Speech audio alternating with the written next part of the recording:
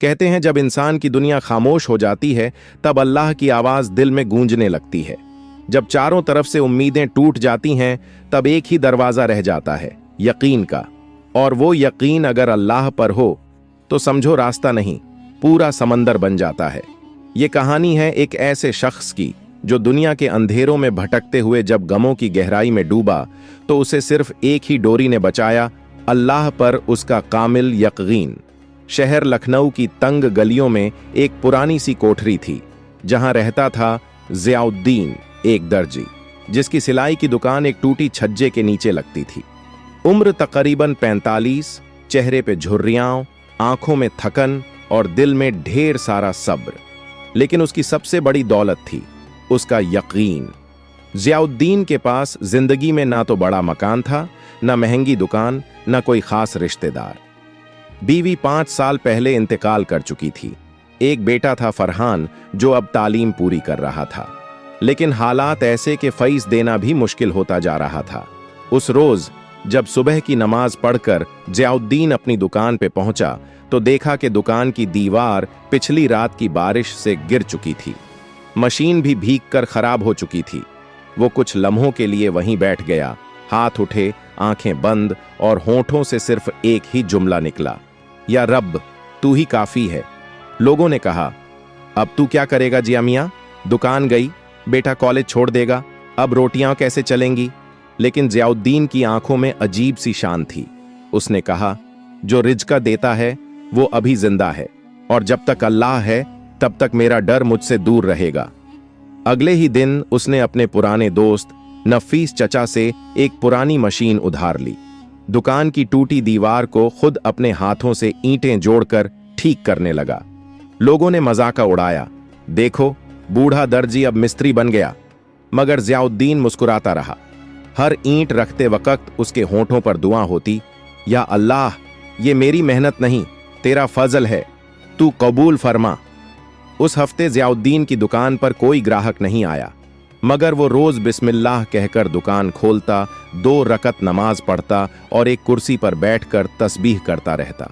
बेटा फरहान भी मायूस होकर कहता, अब्बू कुछ और सोचिए, ये सिलाई का काम अब नहीं चलेगा। लेकिन ज़ियाउद्दीन ने फरहान के कंधे पर हाथ रखकर कहा, बेटा अल्लाह ताले की चाबी देर से देता है, लेकिन जब देता है तो दरवाजा नहीं, पूरा खजाना खोल देता है। फरहान चुप हो गया। अगले दिन जो हुआ उसने कहानी का पहला मोड़ ला दिया। शाम के वक्त एक बड़ी गाड़ी दुकान के पास आकर रुकी। उसमें से एक औरत उतरी, बुर्का पहने हुए, चेहरे पर नूर और आंखों में गम। उसने ज़ियाउद्दीन से पूछा, क्या आप बच्चों के कपड़े भी सिलते हैं? ज़ियाउद्दीन ने अदब से सर झुकाया, जी बीबी, बच्चा हो या बड़ों का कपड़ा, हर टांका दुआ के साथ डालता हूं। औरत ने कहा, मेरे बेटे का जन्मदिन है और मैं चाहती हूं कि वो जोड़ा आप ही सिए, मगर पैसे अभी नहीं दे सकती, अगले महीने दूंगी। ज़ियाउद्दीन ने मुस्कुराकर जवाब दिया, बीबी हर सिलाई से पहले मेरा हिसाब ऊपर वाला करता है, आप फिक्र न कीजिए, जोड़ा तैयार होगा और बखूबी होगा। अगले 2 दिन ज़ियाउद्दीन ने जैसे इबादत की तरह उस बच्चे का जोड़ा सिया। रेशमी कपड़ा, महीन कढ़ाई और हर टांके में एक दुआ पिरोई, या अल्लाह इस बच्चे की जिंदगी में बरकत दे, इसे नेक राह पर चला। बेशक कपड़े छोटे थे, लेकिन ज़ियाउद्दीन का तजुर्बा बड़ा था।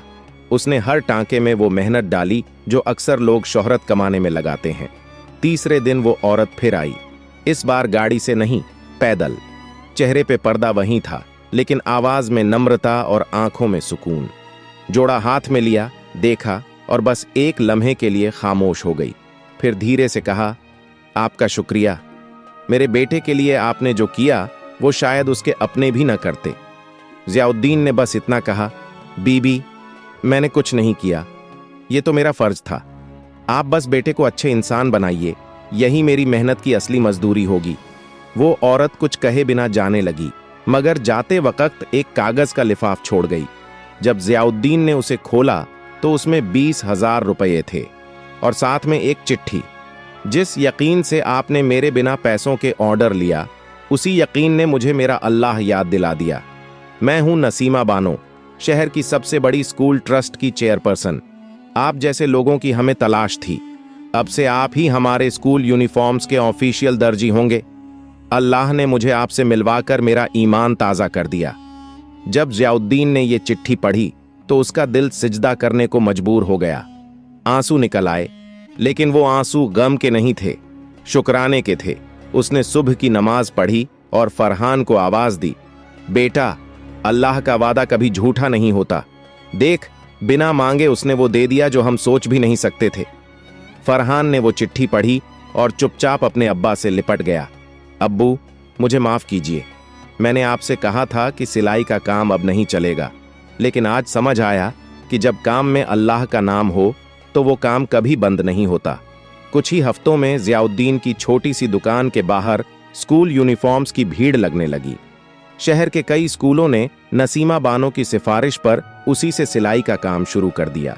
पुरानी मशीन अब 4 मशीनों में बदल गई थी।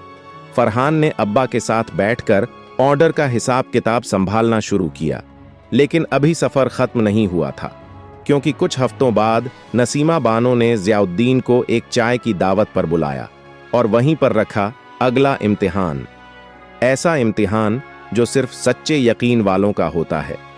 सुबह कुछ अलग थी, हवा में सुकून था और ज़ियाउद्दीन की दुकान पर रौनक। बड़े बड़े स्कूलों के लोग लाइन में खड़े थे। कोई ऑर्डर देने आया था, कोई सलाह लेने और कोई तो बस उसकी दुआ मांगने आया था। इसी भीड़ के बीच एक कार आकर रुकी। बाहर निकली नसीमा बानो, चेहरे पर वही नकाब, लेकिन आंखों में आज एक अलग रोशनी थी। उन्होंने फरहान को मुस्कुराकर कहा, अपने अब्बा से कहिए कि आज शाम 5 बजे हमारे स्कूल ट्रस्ट के ऑफिस में तशरीफ लाएं। एक खास दावत है, सिर्फ उनके लिए। फरहान ने हाथ जोड़ लिए और अंदर जाकर ज़ियाउद्दीन को बताया। ज़ियाउद्दीन सोच में पड़ गया। क्या ये किसी नए काम का सिलसिला है या फिर कोई और इम्तिहान? शाम हुई। ज़ियाउद्दीन ने अपना साफ कुर्ता पायजामा पहना, सिर पर टोपी रखी और दुआ पढ़कर निकला। जब वो स्कूल ट्रस्ट पहुंचा तो अंदर एक बड़ी मेज पर 7-8 लोग बैठे थे। सब बड़े ओहदे के लोग, स्कूलों के प्रिंसिपल, ट्रस्ट के मेंबर और बीच में नसीमा बानो। ज़ियाउद्दीन ने अदब से सलाम किया और एक कोने की कुर्सी पर बैठ गया। तभी नसीमा बानो ने कहा, जनाब ज़ियाउद्दीन साहब, आज हम आपको सिर्फ शुक्रिया कहने नहीं बुलाए हैं। आपके यकीन ने हमें एक नई सोच दी है। आज शहर में ट्रस्ट की एक नई शाखा खुल रही है, एक स्कूल जिसका नाम होगा मदारिसुल यकीन, और हम चाहते हैं कि आप उसके डायरेक्टर बने। एकदम सन्नाटा छा गया। ज़ियाउद्दीन की सांसें जैसे थम गईं। मैं, उसने धीरे से कहा, मैं तो एक दर्जी हूं, सिलाई करता हूं। डायरेक्टर जैसा ओहदा मेरे बस की बात नहीं है। नसीमा बानो ने मुस्कुराकर जवाब दिया, दर्जी हैं, मगर उस रब के धागे से सिलते हैं जो लोगों के टूटे यकीनों को जोड़ता है। हमें ऐसे ही लोगों की जरूरत है जो बच्चों को सिर्फ किताबें नहीं, किरदार भी सिखा सकें। अब इम्तिहान शुरू हुआ। मेज पर बैठे एक साहब बोले, अगर आप ये ओहदा लेते हैं तो हर महीने 50,000 रुपए तनख्वाह होगी, साथ में एक गाड़ी, एक बड़ा घर और स्टाफ भी मिलेगा। मगर एक शर्त है, आपको अब सिलाई छोड़नी होगी। यह सुनते ही ज़ियाउद्दीन के चेहरे की रंगत बदल गई। सिलाई छोड़ दूं?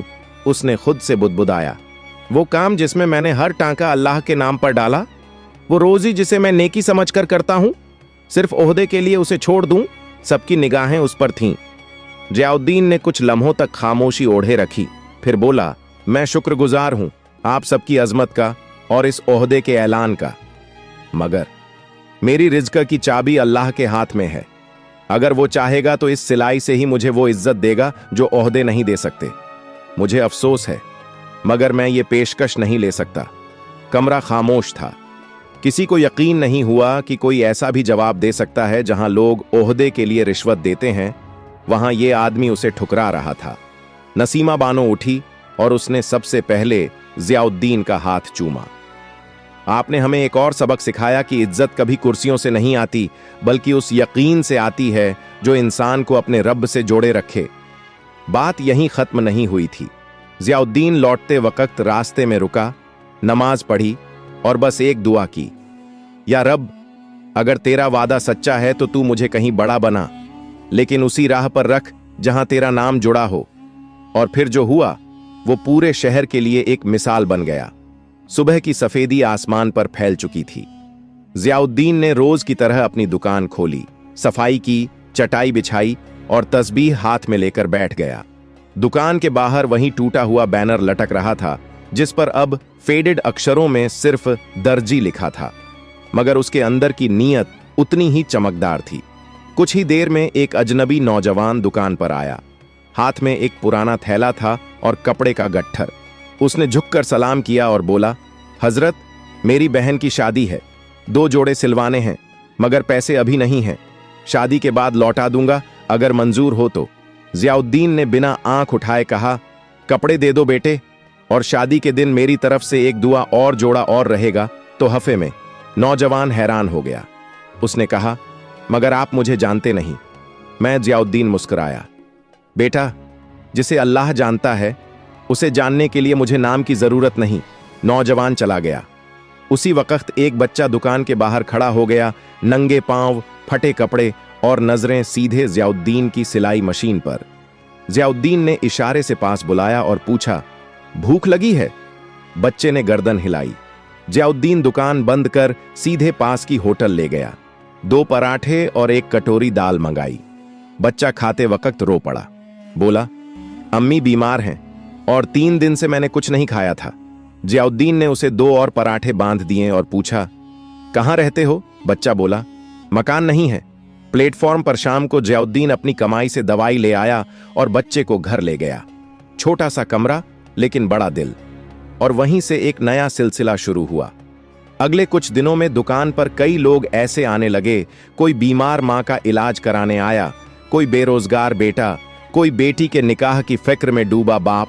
सबका एक ही ठिकाना जियाउद्दीन की दुकान, और सबके लिए एक ही जवाब, अल्लाह देगा। एक दिन शहर के मशहूर पत्रकार सलीम साहब वहां से गुजरे। भीड़ देखी तो रुके, पूछा, क्या यहां कोई एनजीओ चल रहा है?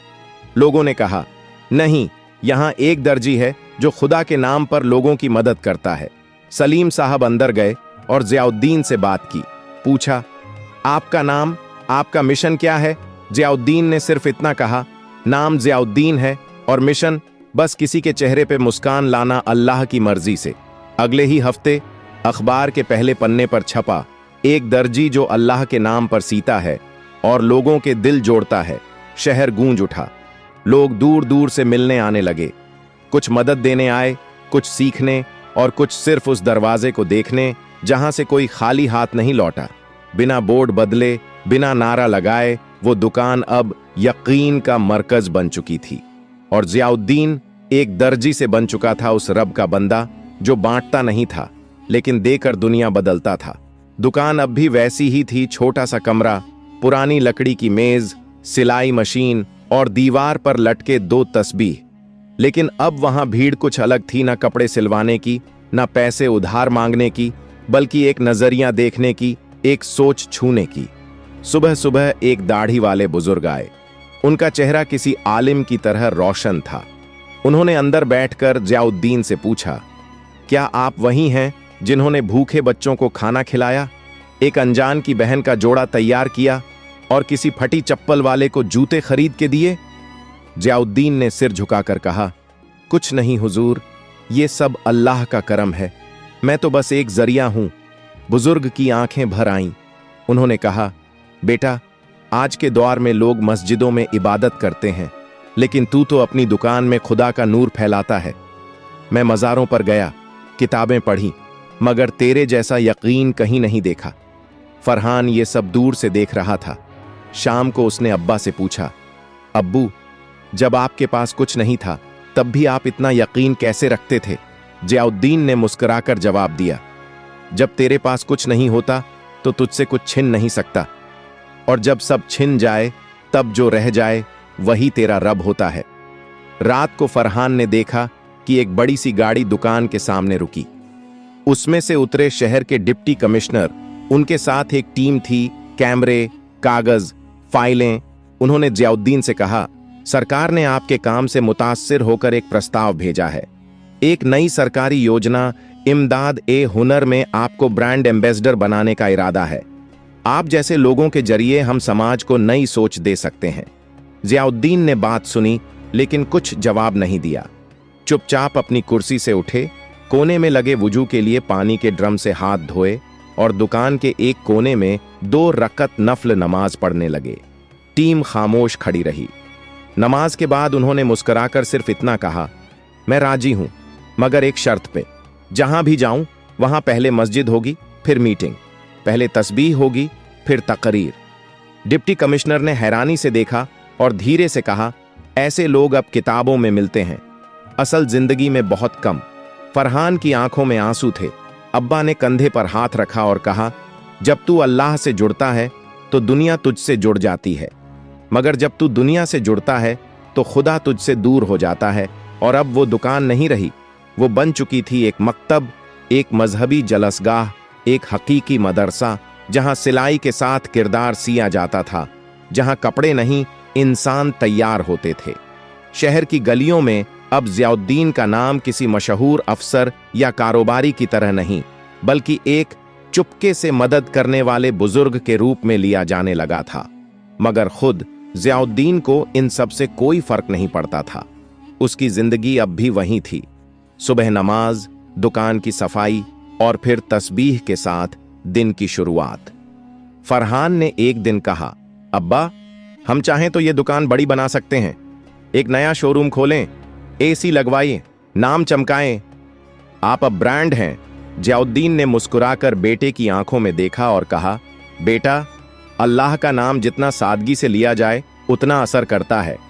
दुकान बड़ी हो जाए, इसमें बुराई नहीं, मगर नीयत बड़ी रहनी चाहिए, नाम नहीं। जिस रोज ये दुकान मैं से चलने लगे और वो से न चले, उसी रोज इसे बंद कर दूंगा। अगले हफ्ते एक बुजुर्ग मौलाना आए लखनऊ के मशहूर दारुल उलूम से, और उन्होंने कहा कि उनके मदरसे में दीनी तालीम के साथ हुनरमंद बच्चों को सिलाई कढ़ाई की तालीम देने के लिए किसी ऐसे शख्स की जरूरत है जो हुनर के साथ यकीन भी सिखा सके। हमारे बच्चे कुरान तो पढ़ते हैं, मगर जिंदगी सीने वाला कोई नहीं। हमें दरकार है ऐसे उस्ताद की जो उन्हें खुददारी, सब्र और तवक्कुल सिखा सके। ज़ियाउद्दीन ने बिना देर किए हामी भर दी। अब हर जुमा को वो दारुल उलूम जाता, बच्चों को सिर्फ मशीन चलाना नहीं बल्कि अल्लाह की रजा के साथ काम करना सिखाता। एक दिन एक बच्चा आया, नाम था रईस, माँ का अकेला बेटा, जो कहता था, अम्मी कहती हैं मेहनत करना सीखो वरना दुनिया तुम्हें जूते पहनाएगी। ज़ियाउद्दीन ने उसके हाथ में तस्बीह देकर कहा, बेटा, मेहनत हाथ से करो और यकीन दिल से। जब दोनों साथ होंगे तो दुनिया नहीं, अल्लाह तुम्हें जूते देगा, और वो भी नए। मदरसे की छत से रोज शाम को बच्चों की आवाजें आती, या अल्लाह हमें भी अपने ज़ियाउद्दीन जैसा बना। और ये दुआ धीरे धीरे शहर से निकलकर सूबे में फैल गई। एक दिन मुख्यमंत्री के दफ्तर से फोन आया, हम चाहते हैं कि आप हुनर और हया मिशन के मुख्य सलाहकार बने, लाखों बच्चों को आपकी जरूरत है। ज़ियाउद्दीन ने सिर्फ इतना कहा, अगर मंच पर बैठने से बेहतर किसी बच्चे की सिलाई सुधारना है तो मैं वहीं बैठूंगा, मशीन के पीछे। उस रात फरहान ने देखा कि अब्बा अकेले दुकान में बैठे रो रहे हैं। पूछा, अब्बा, आप क्यों रो रहे हैं? ज़ियाउद्दीन ने कहा, जब लोग तुझे ताली दें तो न रो, मगर जब तुझे ये लगे कि तू वाकई अच्छा है तो जरूर रो, क्योंकि यही घड़ी है जब शैतान सीने में गुरूर का बीज बोता है। दिन बीतते गए, मगर ज़ियाउद्दीन की दिनचर्या वैसी ही रही। फज्र की नमाज, दुकान की सफाई, तस्बीह के साथ शुरुआत और हर सिलाई में अल्लाह का नाम। अब लोग कपड़े नहीं बल्कि दुआएं लेने आते थे। एक दिन एक बुजुर्ग औरत आई, गोद में 5-6 साल का बच्चा, आंखों में थकान और होठों पर खामोशी। वो बोली, बेटा बिस्तर पर है, बीमारी है, डॉक्टरी इलाज काम नहीं आया, किसी ने कहा कि आपसे मिलवाना जरूरी है। ज़ियाउद्दीन ने बच्चे का माथा सहलाया, कुरान की एक आयत पढ़ी, हाथ उठाकर दुआ की, या शाफी, तू ही है जो शिफा देता है, इलाज से नहीं अपनी रहमत से। और फिर बच्चे की मां से कहा, रोज सुबह एक चुटकी मिट्टी इस दुकान की दे जाना और उसके सिरहाने रख देना, दवा से नहीं यकीन से फर्क आएगा। 3 दिन बाद वही औरत दौड़ती हुई आई, बच्चे को गोद में लिए हुए। बच्चा मुस्कुरा रहा था, उठकर बैठ गया था। औरत ने रोते हुए कहा, आपने क्या दिया? ज़ियाउद्दीन ने जवाब दिया, मैंने कुछ नहीं दिया, अल्लाह ने लिया हुआ यकीन वापस कर दिया। अब रोज दुकान के बाहर एक छोटा लंगर लगने लगा, 2 पराठे, 1 कटोरी दाल और 1 प्याला पानी, हर भूखे के लिए। कोई पूछता, कौन देता है ये सब? लोग जवाब देते, एक दर्जी जो दरवाजा नहीं खोलता, दिल खोलता है। फरहान अब दुकान में बराबर बैठता था। जियाउद्दीन ने उससे कहा, बेटा, ये दुकान अब सिर्फ हमारी नहीं, ये हर उस इंसान की है जो भूखा, बेसहारा या टूटा हुआ है। इसे नाम से नहीं, काम से जिंदा रखना। एक दिन एक बुजुर्ग तिब्बी हकीम आए। उन्होंने कहा, मैंने कई मर्जों का इलाज किया है, लेकिन यहां जो रूहानी सुकून है वो कहीं नहीं मिलता। क्या मैं कुछ वक्त यहां बैठा करूं?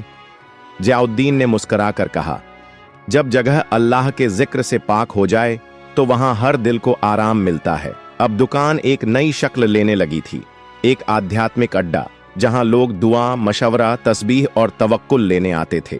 सिलाई अब भी होती थी, मगर साथ साथ रिश्ते भी सिए जाते थे।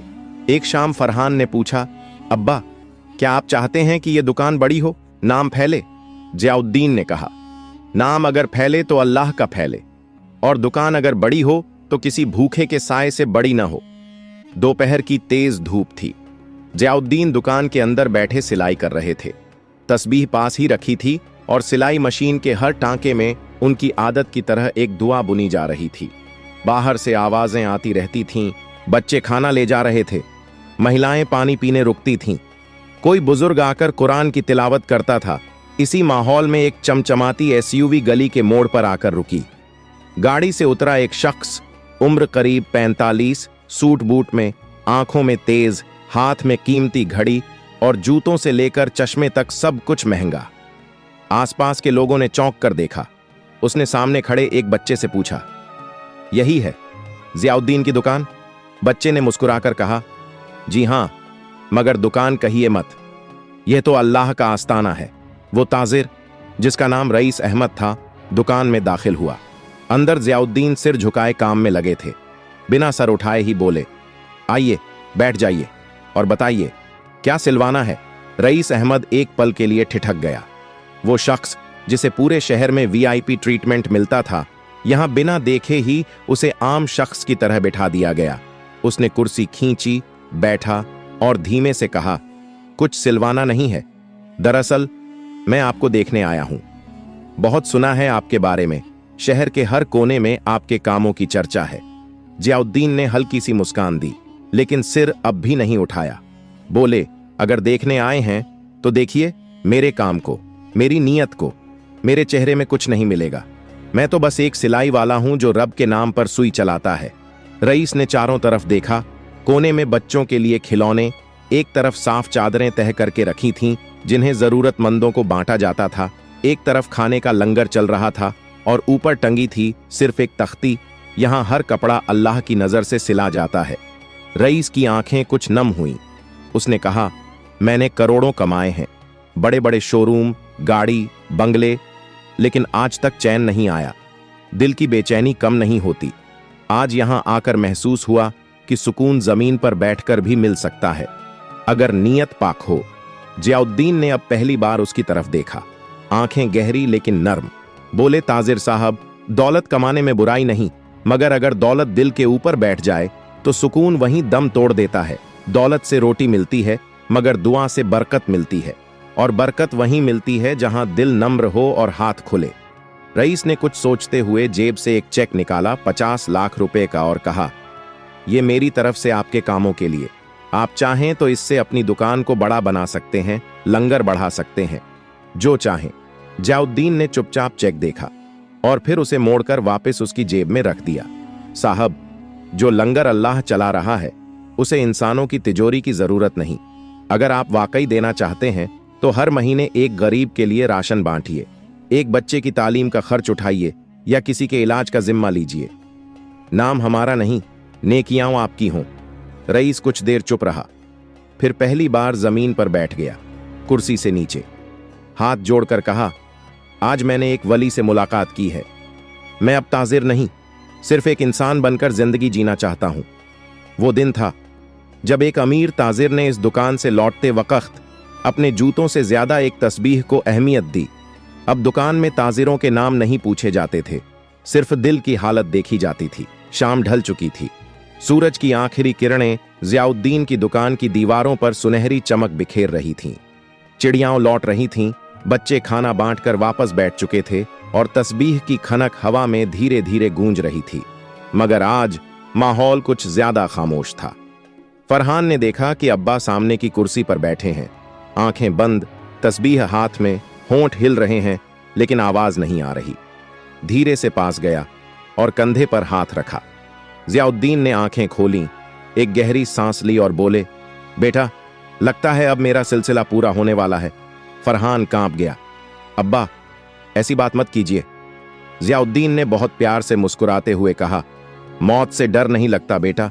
मैंने पूरी जिंदगी उस अल्लाह के भरोसे गुजारी है जिसने हर लम्हा मुझे उठाया, संभाला। अब जब बुला रहा है तो क्या मुंह मोड़ूं? उन्होंने उठकर वुजू किया, 2 रकत नमाज अदा की और फिर दुकान के कोने में बैठ गए। रात के वक्त दुकान के बाहर एक आदमी आया, नंगे पांव, आंखों में पानी, हाथ कांपते हुए।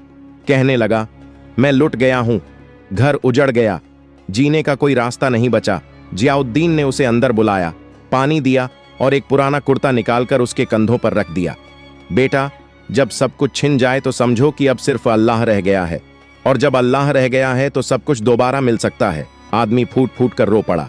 जियाउद्दीन ने उसके सिर पर हाथ रखा और धीरे से पढ़ा, ला तखफ इन्नल्लाह माना, मत डर, अल्लाह हमारे साथ है। उस आदमी ने कहा, क्या मैं रोज यहां आ सकता हूं? जियाउद्दीन ने कहा, यह जगह मेरी नहीं, अल्लाह की है। यहां आने से पहले इज्जत लाओ, नाम नहीं। रात गहरी हो चली थी। फरहान दुकान बंद करने आया तो देखा अब्बा वहीं बैठे बैठे सो गए हैं। तस्बीह हाथ में है और चेहरे पर एक रूहानी चमक है, जैसे कोई सुकून की चादर ओढ़कर मुस्कुरा रहा हो। पास गया, हल्का सा झुका, अब्बा। लेकिन अब्बा की रूह अब सफर पर जा चुकी थी। अगले दिन शहर की सुबह कुछ और थी। अखबार की पहली सुर्खी थी, एक दर्जी चला गया मगर पीछे छोड़ गया यकीन का खजाना। उनकी दुकान के सामने हजारों लोग जमा हुए। कोई बच्चे जिन्हें उन्होंने कपड़े दिए थे, कोई माँ जिनकी दवाई के लिए उन्होंने चुपचाप पैसे भेजे थे, कोई वो ताजिर जिसने उन्हें सजदा किया था। हर चेहरा गीला, हर हाथ दुआ में उठा हुआ। उनकी तस्बीह अब दुकान की दीवार पर टंगी थी। फरहान ने दुकान को बंद नहीं किया, बल्कि एक नया बोर्ड लगाया, दर्जी साहब नहीं रहे, मगर उनका यकीन अब भी यहां सिलाई करता है। कभी किसी गली में कोई भूखा बच्चा आज भी पूछता है, क्या यहां वो बुजुर्ग रहते हैं जो बिना नाम पूछे रोटी देते थे? तो जवाब आता है, वो नहीं रहे, मगर उनकी खुशबू अब भी इस हवा में है, क्योंकि यकीन मरता नहीं, वो बस एक दिल से दूसरे दिल तक सफर करता है।